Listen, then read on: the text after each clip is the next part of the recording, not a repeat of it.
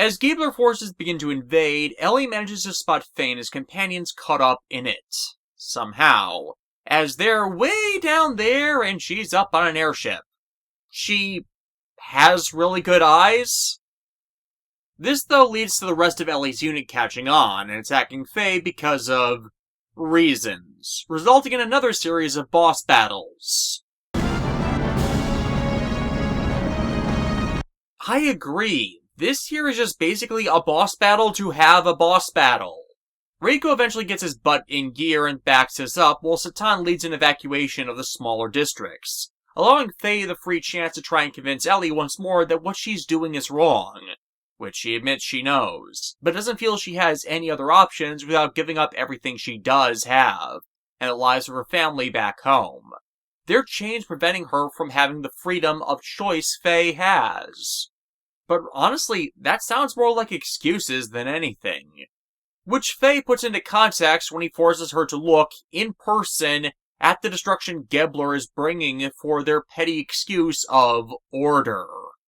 But frankly, Faye's words here, with his own flimsy resolve, it just does not hit right, as he's still trying to figure out what he wants for himself in a way that won't wither in the face of a sharp breeze. As what he says to Ellie, it comes off as him just echoing others' words, instead of something he himself has internalized as a true belief set.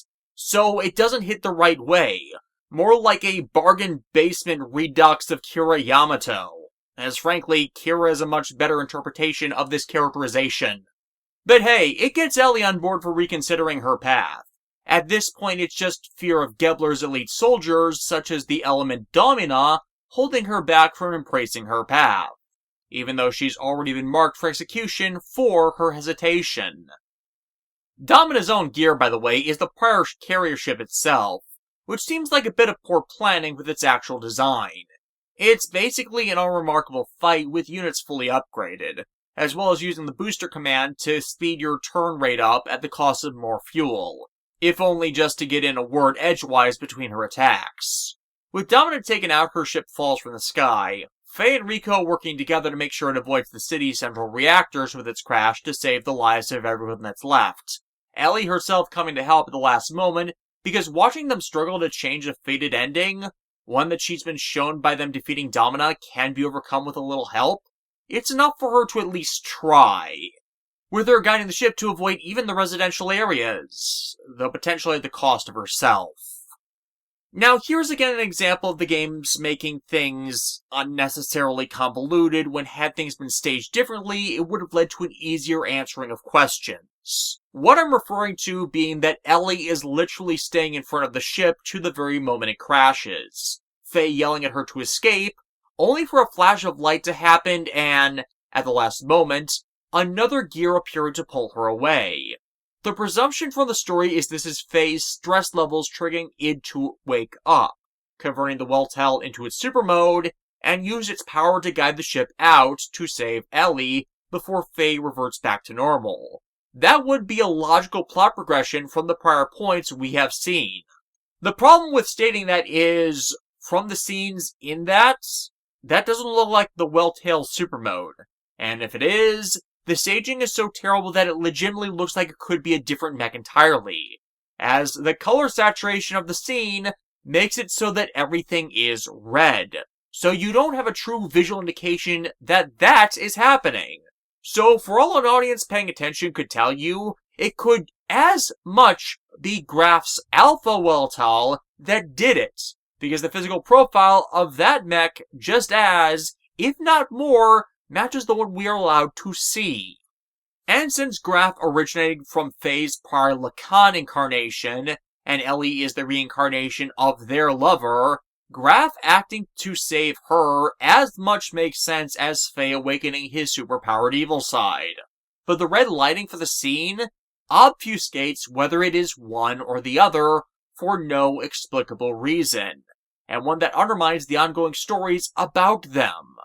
If it was just id, it deepens the mystery around what the hell is with the Berserker.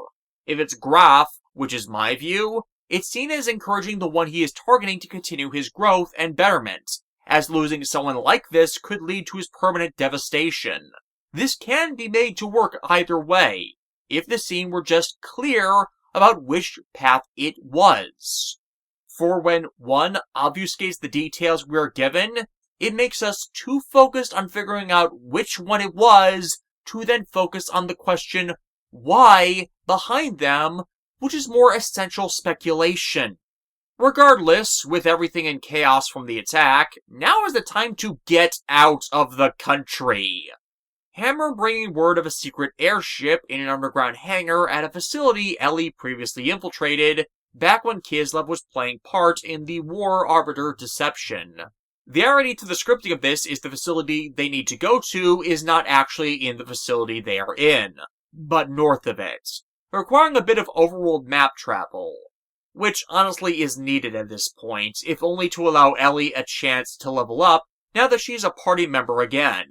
When I got her back, she was at level 32, while Faye is now at 40. The level dissonance is rather extreme. To say nothing about what needs to be done now to upgrade the Vierge. Seriously, at the moment, if you get her unit up to the best stats, it's a full-on murder machine against large enemy parties. That unfortunately drops off the farther in the game you get, but it's important to boost it now when the opportunity to do so is given to avoid the headaches that are coming in the Goliath factory. Though a lot of that headache is just coming from the amount of enemies you face, with it almost entirely done inside the mech, so once more little time is given to learn death blows. Really, this factory's pains is once more just really navigation-based, with it being really easy in here to lose track of the rest of your party due to the limited viewpoint afforded to the player. To say nothing of finding the releases for the obstacles like the conveyor belts, which you need to switch back and forth for their varied paths of travel. But at the end, you face just another unremarkable mid-boss guarding the place, after which you can steal their airship without issue, only for an issue to almost immediately appear in the sky. That being Graf, who attacks them for daring to escape Kislev in this airship as it wasn't meant for them. And there's a reason he should care like this? Beyond wanting Faye to develop more, it's not like they were taking this thing to go assault Solaris, they were using it as a means to escape after which they decide their next move. And this actually gets worse, as then this airship is targeted by Bart and his crew, and shot down by missiles from their new ship, the Yggdrasil II. Which in turn makes them getting on this thing in the first place pointless. Just another move of chess piece storytelling to artificially move the character somewhere different instead of, say, Bart and his new ship coming in for the save, and them hauling off from Kislev leading naturally to the next event.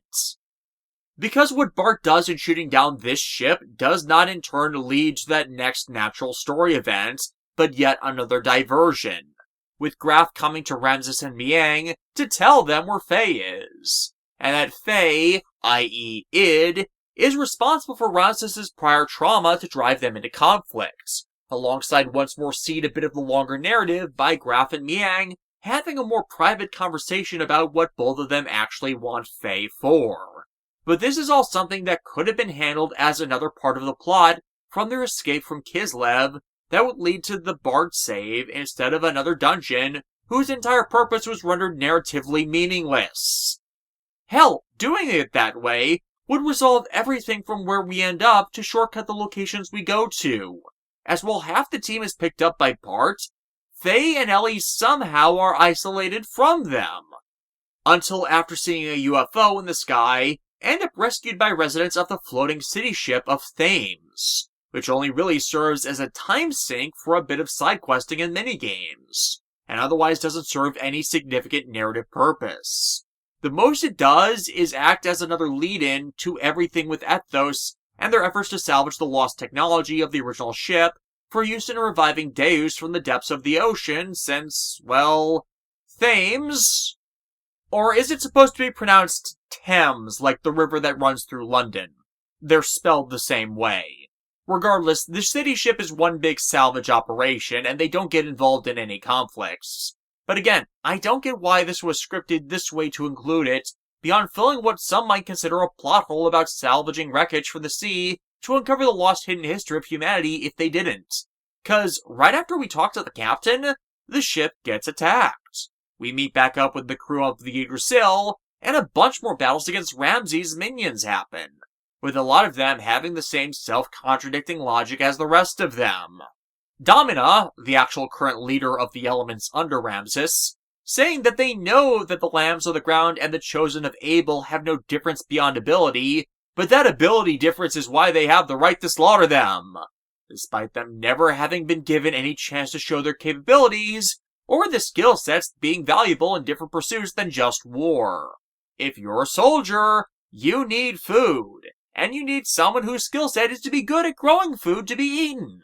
So to slaughter those who provide your food is a very stupid thing to do, as it removes the capacity to have food in more than a way that would threaten your well-being in the long term.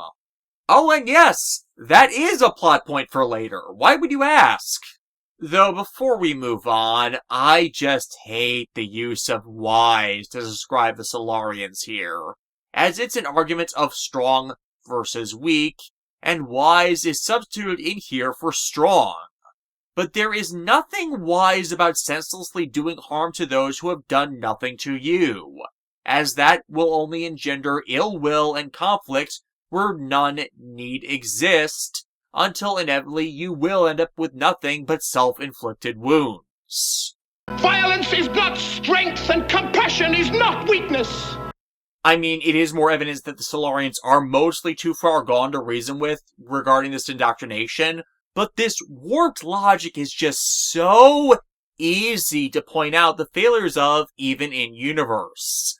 I get that's supposed to be part of the point, but I just find it written better in other parts of the franchise and other series that, by the point we're this deep in the other games, we have a far better idea of the true scope of the conflict and the problems of the culture that is acting as the antagonist. And keep in mind, this happens at around 35 hours into this game. Yeah, we're halfway done. Hell, at this point in this specific video, I have recapped all that has happened in the last 6 hours of this game. Though really, this encounter is intent on pushing Ellie over the edge into truly siding with us and breaking free of the indoctrination of Solaris. But it comes off really heavy-handed, especially when it's against someone who we just fought not that long ago.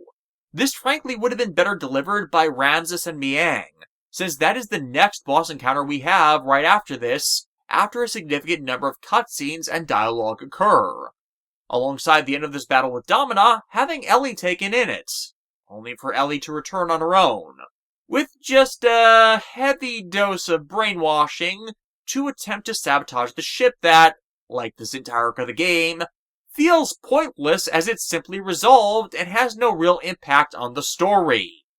I know I'm being a broken record on this, but I strongly feel this entire section of the game could have easily been cut and affected nothing. This is ultimately all padded out Ramses and Faye having their first proper meeting. Ramses blaming Faye for what id did, because of course as I've said, this game runs on blame Faye for everything. At least this time, this is Miang directing Ramses at him instead of it being entirely out of nowhere, tied back to that contact stuff I discussed last time. But this fight is nothing but brutal due to the mechs we're fighting. The fact that Miang is constantly healing Ramses' machine has a lot of health, and you cannot in any way, shape, or form attack Miang's mech. Why the hell would they program something like that? Seriously, why create a healing mechanic for an enemy with no means by which to disable it? Why not, I don't know, give that enemy more hit points? Cause it's basically the same difference in the long run, as we are artificially capped with regards to what our mechs can do, regardless, with the system we're stuck with, that limits how well we can upgrade our character.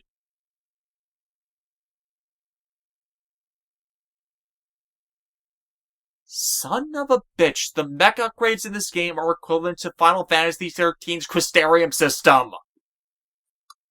Excuse me for a moment.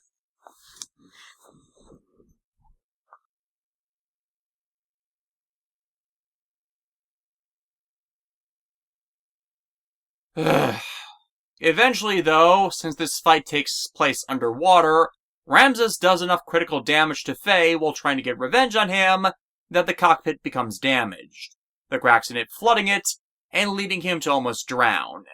It's only a critical strike performed by Ellie that leads Ramses to back off, allowing them to seek medical treatment for the oxygen deprivation Faye suffered.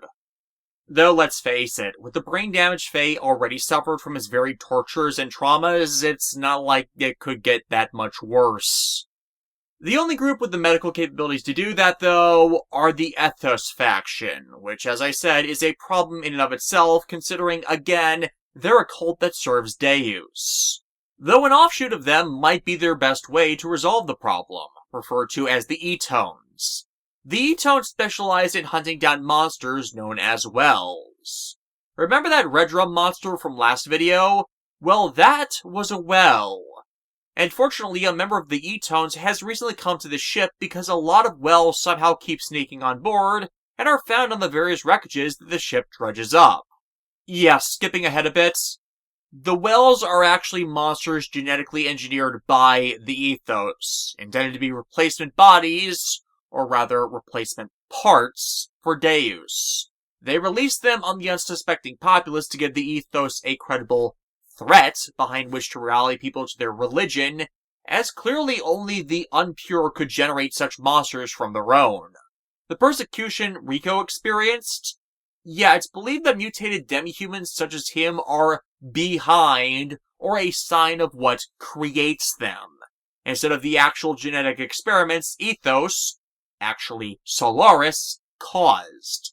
Hell, the injection that mutated Rico is suspected to be a similar serum to what creates the wells. And why wells are driven to attack humans is the mutations the hosts have been inflicted with give them an instinctual drive and need to devour the flesh of those not afflicted like them in some form of twisted belief that it would restore their own and end the agony they suffer even existing in that state. And this is not even the most twisted thing the Ethos have done. Anyways, the Etone that's here is actually our next party recruit, the gun-toting priest, Billy Lee Black. This being before gun-toting priests became so overwhelmingly seen in media.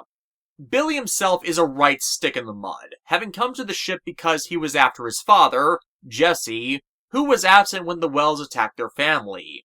That attack killing his mom and leaving him and his sister Primera alone.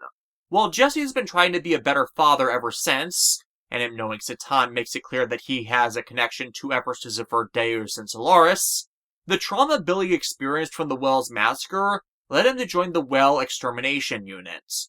Fortunately, because we helped Jesse prevent the abduction of Primera, he's amicable enough to help the crew get Faye medical treatment, directing us to the Ethos headquarters. This in turn allows us control of the Yggdrasil too, which has been upgraded over the original to be fully aquatic, and thus continuing the usual format of Final Fantasy games at the time of going from ground to land cruiser and now to sea travel. The Ethos HQ is on one of the islands, but at this point, now that we're on the sea, we now get attacked by marinoid monsters out and about, the fights taking place on the surface of the ship. And due to their size, we're once more deprived of the capacity to train up death blows. Disembarking for the ship, though, still requires it to travel onto sand, so a lot of landmass is still locked off as they have no beaches by which to shift the ship onto land to then leave it. The Ethos HQ is fairly visible, all things considered. It's the only isolated monastery you're likely to see out here. Faye's given over to their care, and the Great Holy Men give us his professional diagnosis. Physical exhaustion. Are we paying for this? 'Cause if so, I want a refund. Fortunately, Faye isn't just being abandoned here, and after a checkup we're allowed to take him back with us, and consequently making it so we have to travel to another island entirely to thank Billy. As in his off time, he runs an orphanage for kids whose families were lost to the Wells. And a religious recruiting drive is usually evidenced by... If you have Satan in your party during this, you also get an extra scene, where it's revealed that Jesse is also a former element, and the one who trained Sigurd when he was part of that force.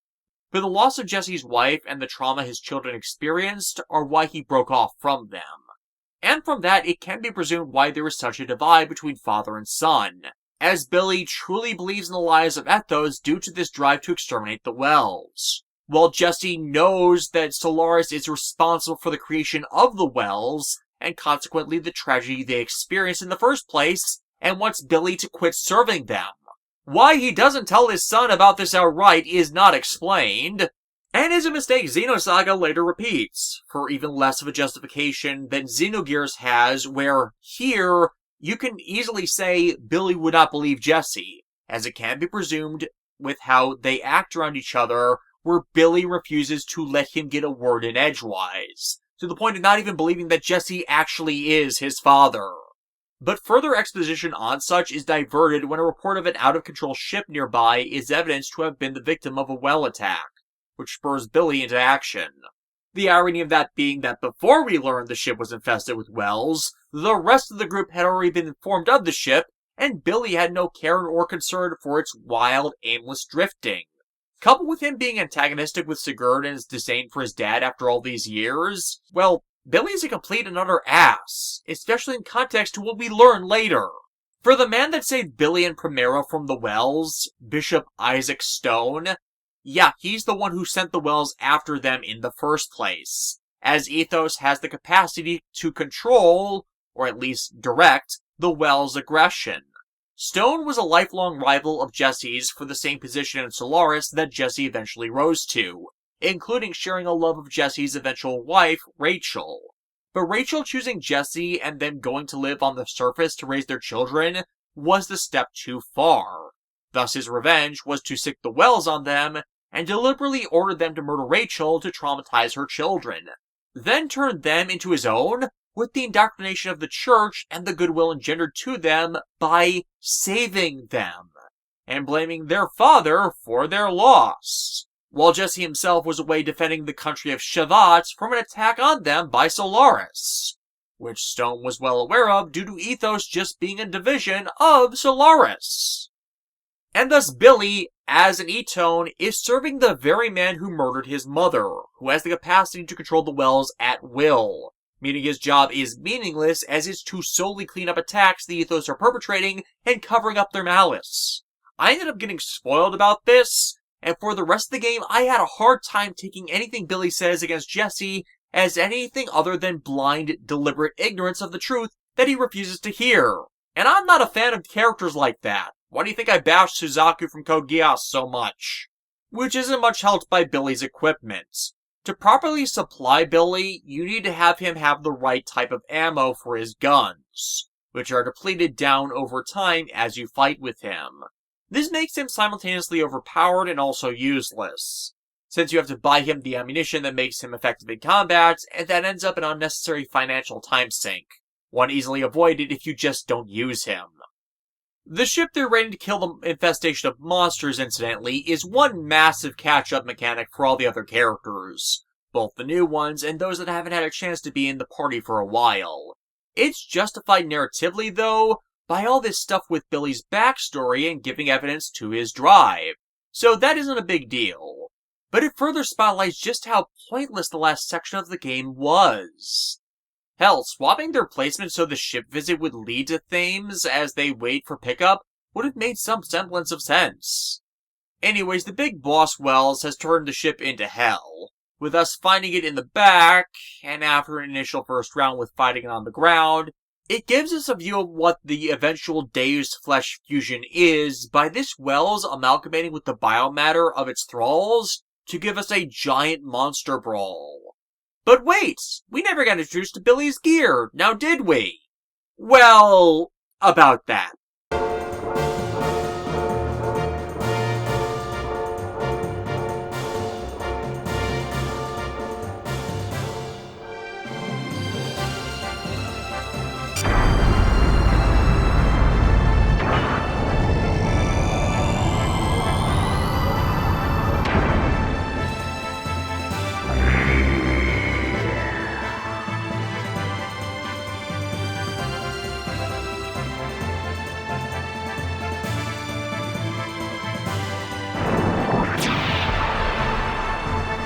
I was not expecting a Mazinger reference with that. This corpse puppet can be something of a pain, though, as it can attack the fuel tanks and drain the fuel of the units, but otherwise it's unremarkable. As we move back to the Yggdrasil, Billy admits he would have needed the help on an outbreak this bad. It would have killed him had they not been here. Which leads to us giving him a lift back to Ethos HQ to report on the incident's resolution. Unfortunately... He's dead, Dave. Everybody is dead. Everybody is dead, Dave. Wait. Are you trying to tell me everybody's dead? Billy sees a shell casing on the ground, recognizing it as the same caliber Jesse uses, instantly deducing he's responsible for this massacre. I mean, Ethos did kill his wife, but this feels like either a frame job to poison Billy to him further, or Jesse did do it, and this is to prevent some other atrocity the Ethos are perpetrating. Either way, Billy is in the wrong. Though it is shown to be the former, Ethos decided to purge all of their land-originating members in preparation of the final days of the conflict and Deus' revival, including the slaughter of Shevat sympathizers amidst their number.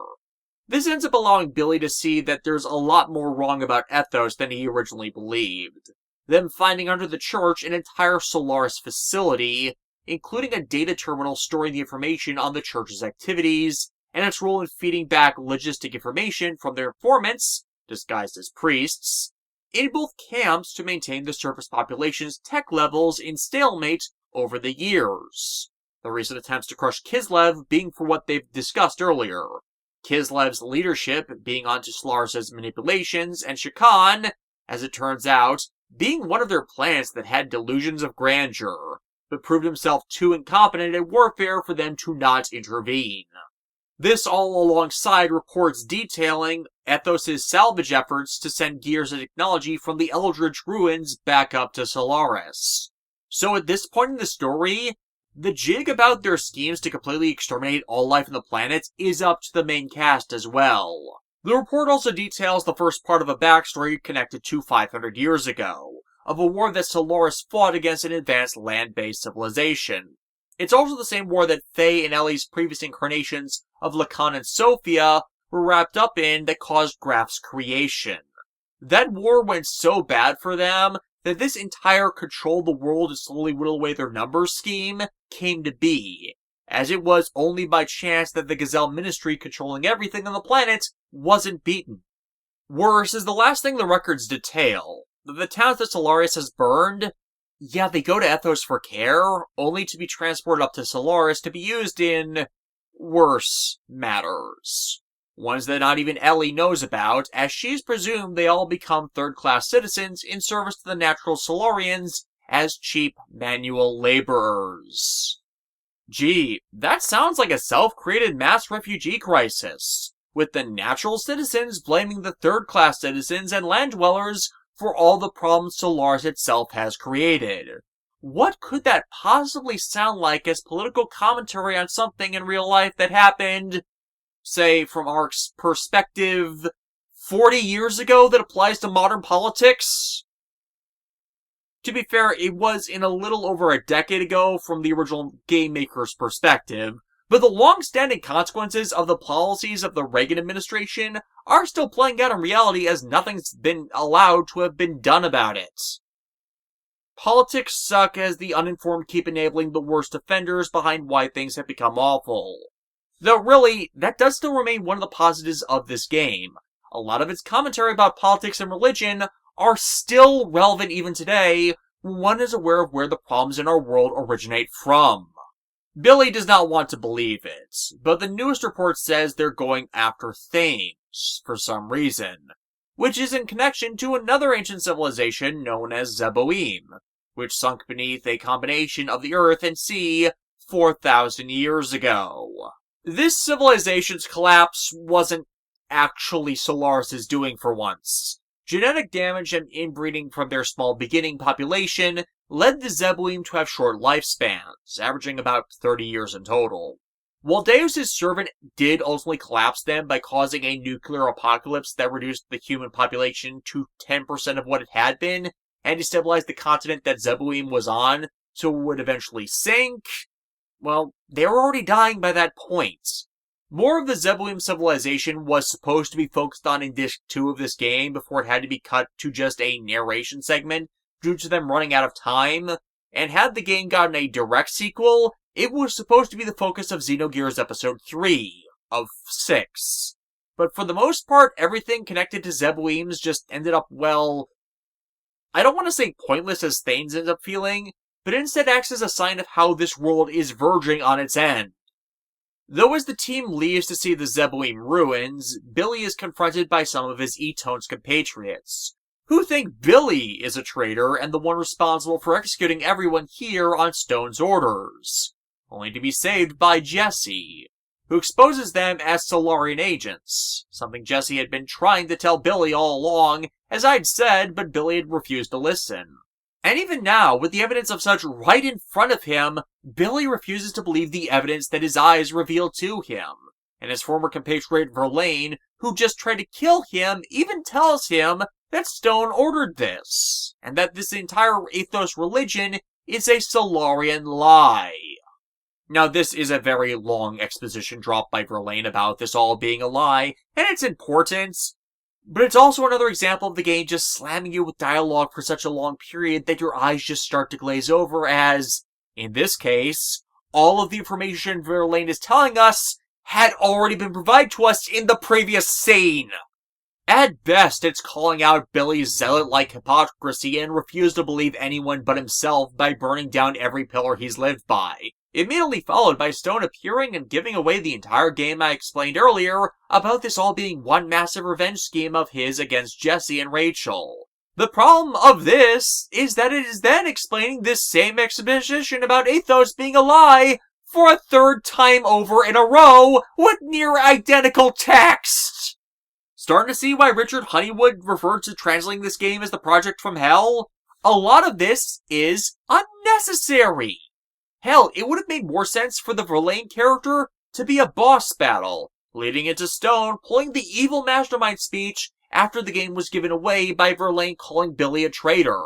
The way this is done here is wholly unnecessary and a massive, exhaustive time sink. Stone takes a gear called the Alcantial from beneath the church, which we'll be fighting far later.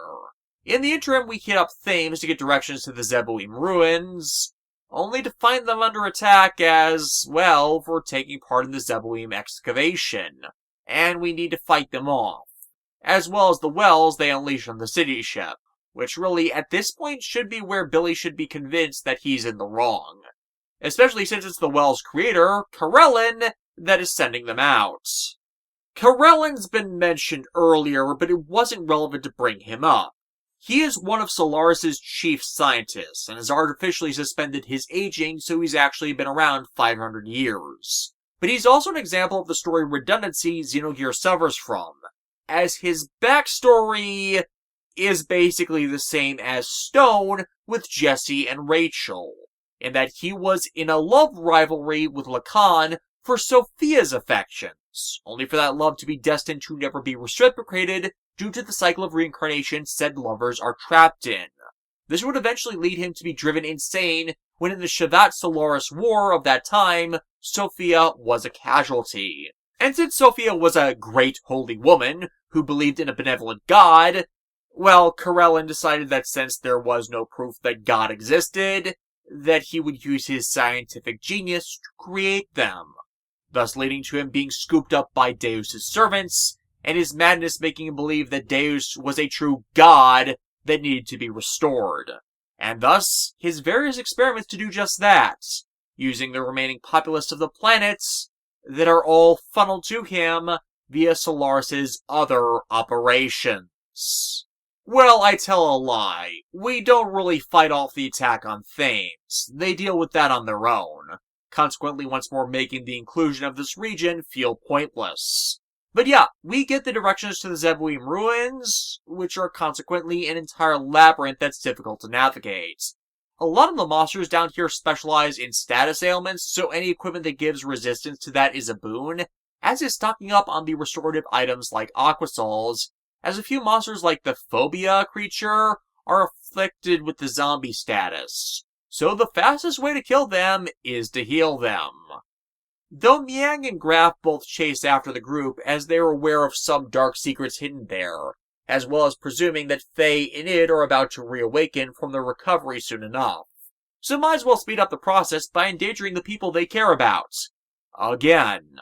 The secrets of the city, by the way, come bubbling up as Ellie starts accessing some of the memories of her past life in this city, them overwhelming her so deeply that she instinctively begins to access the computer systems here to try and reawaken a project that her and Faye's past lives had been part of.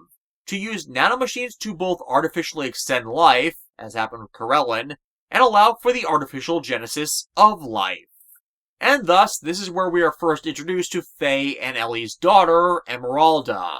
But unfortunately, we're not allowed to have her around as a character yet, Miang having presumably directed Stone down to the ruins to follow them, and captures Emeralda for Solaris' own purposes.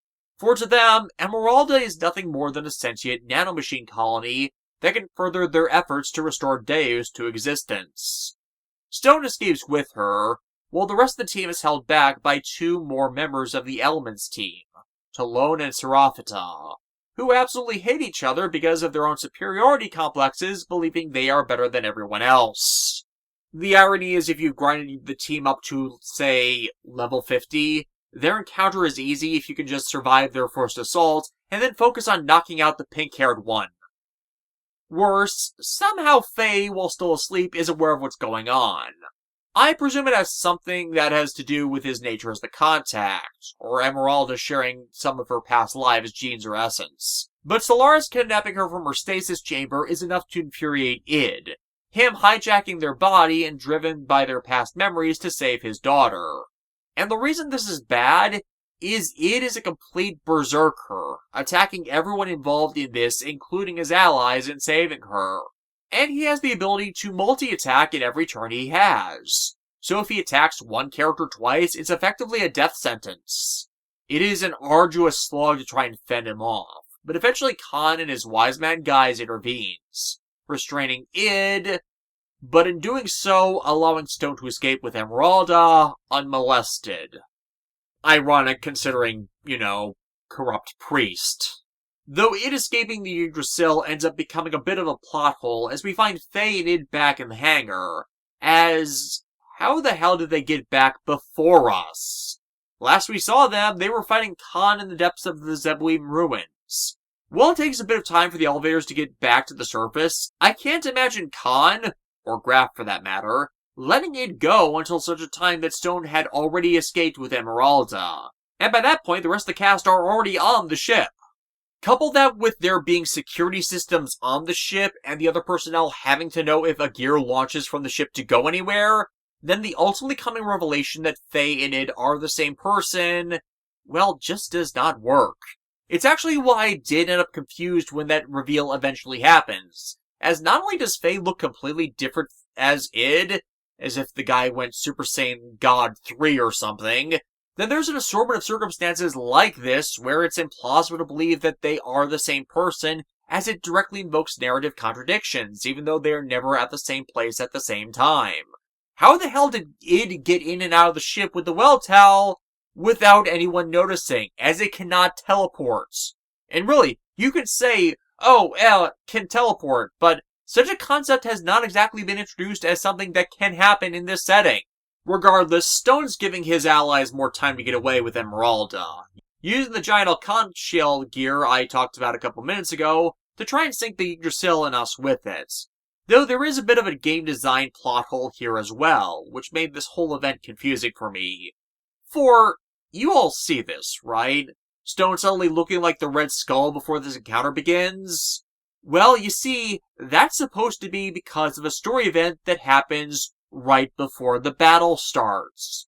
Graf having taken control of Khan again, and using the powers he has as a contact, granting Stone a magic power-up for his own abilities that makes him immensely more dangerous, which is supposed to then mutate him into looking like that.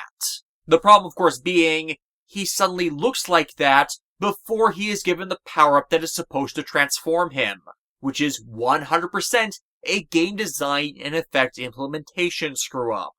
Thus, if The game was not keeping track of who was speaking in that moment by giving a stage direction name caption next to his character icon. We would just end up assuming he was someone else. Hell, I originally did think that, as there's nothing there to indicate that he had all his skin stripped away. Once more, the game is not that difficult to comprehend, it is just poorly told. And these are the kinds of things that make it that way. Thanks to Graf's little power-up, this massive unit has a barrier its first few rounds of battle. But eventually Jesse comes in with his own gear that has a rather unique gimmick. Well, okay, not so much if you were in the right circles of mecha anime. As Jesse's gear, yeah, it's a target master. Or for those not familiar with that term, it is a support mech that transforms into a weapon that can be wielded by another mech. The toy company Takara loved to make support mecha that did this, starting with the Transformers Headmaster series, and the concept was later adopted by the Brave series, where many differing support robots could convert into a variety of weapons and tools for the main mecha of the show, with such later being grandfathered into Super Sentai with a few differing units over time, before the concept of limb armament swapping really became the concept they utilized. Takara's flirted with bringing the concept back on occasion, in particular the Star Saber, Skyboom's Shield, and Requiem Blaster minicon weapons seen of Transformers Unicron trilogy, or the weaponizer gimmick Transformers in the War for Cybertron line. Personally, I like the concept of it, but there's a bit of a problem with how Xenogears utilizes the concept.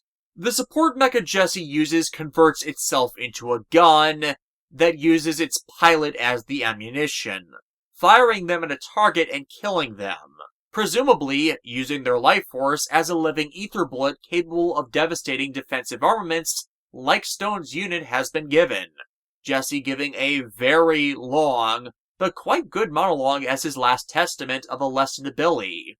But frankly, with how much of an ass Billy's been, I'd rather Jesse have stuck around instead of him.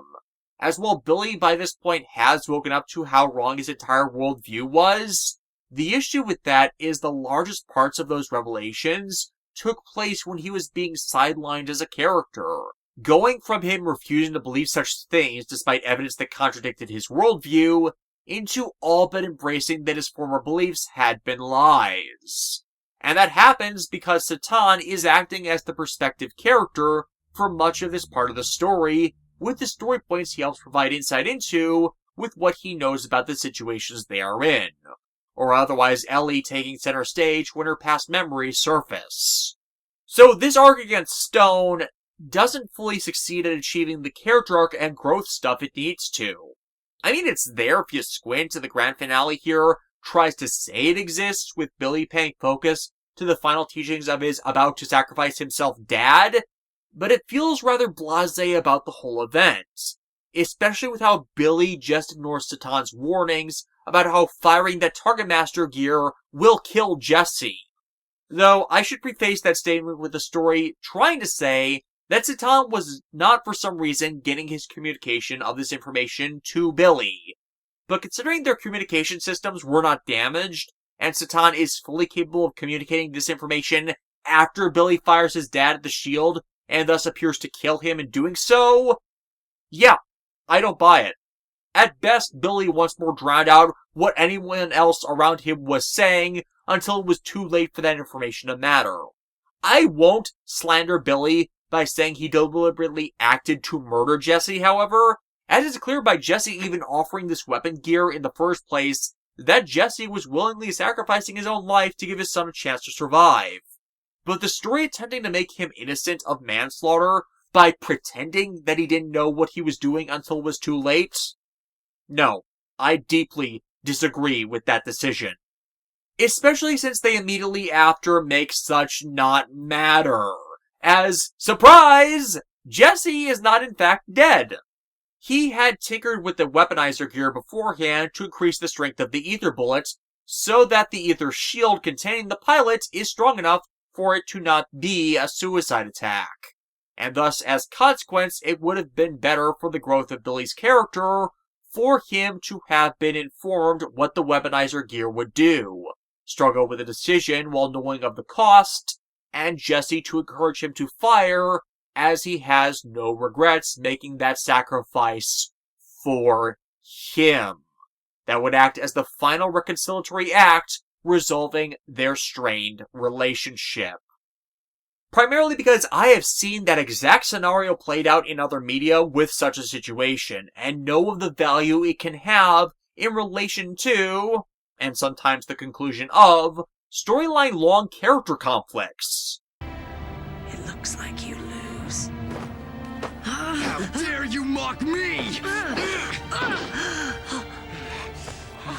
No! Maru, Robbie is fire!